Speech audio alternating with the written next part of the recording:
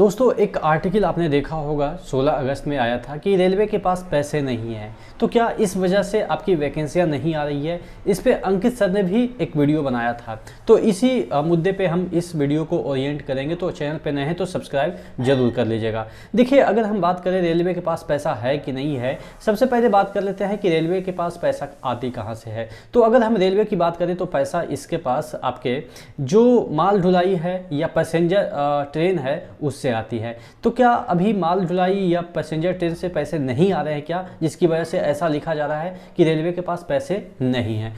आज हम बात करने वाले हैं चक्षु प्रकाशन की तरफ से निकलने वाले आरपीएफ और आरपीएसएफ के लिए बेस्ट बुक। आप देख सकते हैं कि प्रीवियस ईयर के जो क्वेश्चन आए हुए हैं वो आपको यहाँ पे एक मॉक टेस्ट के तरीके से मिल जाते हैं और प्लस प्रैक्टिस सेट के तौर पे आपको यहाँ पे 20 प्रैक्टिस सेट प्लस मिल जाते हैं। तो टोटल आप देख सकते हैं तकरीबन 25 आपको यहाँ पे प्रैक्टिस सेट मिल जाते हैं। इस तरीके से इसका फॉन्ट दिखेगा आप इसको अगर परचेज करते हैं तो। और यहाँ पे उत्तरमाला भी आपको मिल जाता है ABCD के फॉर्म में, प्लस इसका व्याख्या सहित भी उत्तर मिलता है विथ टिप्स एंड ट्रिक्स। इसके स्टडी गाइड भी आती है यहाँ पे आरपीएफ आरपीएसएफ के लिए। तो स्टडी गाइड खरीदते हैं तो डिटेल इसमें सिलेबस जो है वो कवर किया गया है और एक एक टॉपिक को अच्छे से इलेबोरेट करके समझा के क्वेश्चन यहाँ पे पुटअप किया गया है। तो नीचे डिस्क्रिप्शन बॉक्स में इसका लिंक दिया हुआ है और नियर बाई स्टोर है, वहाँ से भी आप जाके इन दोनों बुक को परचेज कर सकते हैं। तो देखिए, ये वाला जो आर्टिकल है वो आपके कोरोना से रिलेट कर रहा है। इसी वजह से यहाँ पे देखिए कोई भी काम होती है तो उसका गणना कुछ दिन के बाद होती है। तो अभी पैसे नहीं है तो इसका ये कब के रिस्पेक्ट में बात कर रहा है, ये कोरोना काल के रिस्पेक्ट में बात कर रहा है कि जो उस समय आनी चाहिए थी उतना बजट अभी तक आया नहीं है।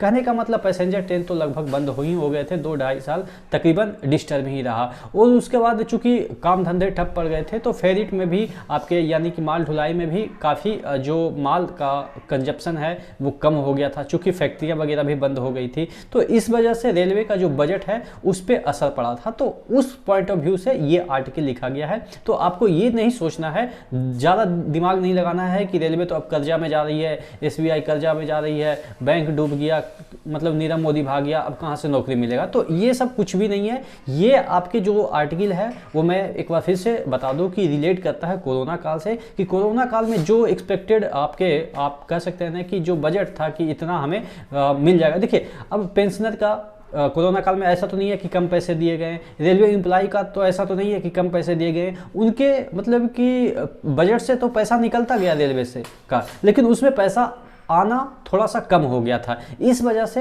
कुछ फाइनेंस मिनिस्ट्री से कुछ इसमें मांगा गया था कि पेंशनर के लिए पैसे वगैरह का इंतजाम, तो तमाम जो चीज़ें हैं वो किया गया था इंटरनल तौर पे। लेकिन इसको क्या होता है ना, मीडिया कुछ भी चीज़ को मिर्च मसाला लगा के परोस देती है कि वैकेंसी आएगी कि नहीं आएगी, लेकिन ये ऐसा कुछ भी नहीं है कि वैकेंसी से इस पर इम्पैक्ट पड़ेगा। ठीक है, तो आशा करते हैं आप इस बात को समझ पाए होंगे कि यहाँ पे वैकेंसी से रिलेटेड ये जो आपका जो रेलवे में आपके पास पैसे नहीं है रेलवे के पास, तो ये कोई मुद्दा नहीं है। और ये आप कदापि ना सोचें कि रेलवे में वैकेंसी नहीं आएगी।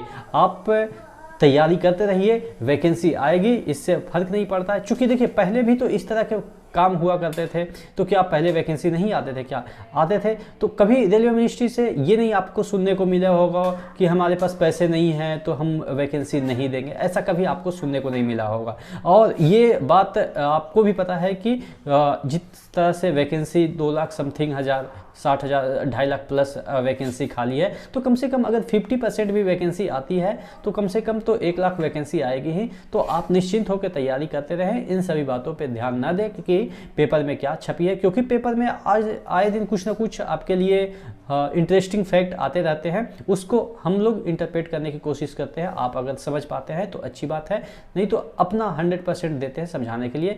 तो आशा करते हैं चीज़ें समझ में आई होगी। फिर भी मन में कोई क्वेरी है, डाउट है तो नीचे कमेंट बॉक्स में कमेंट करके जरूर पूछेगा। नेक्स्ट वीडियो मिलता है, तब तक के लिए जय हिंद।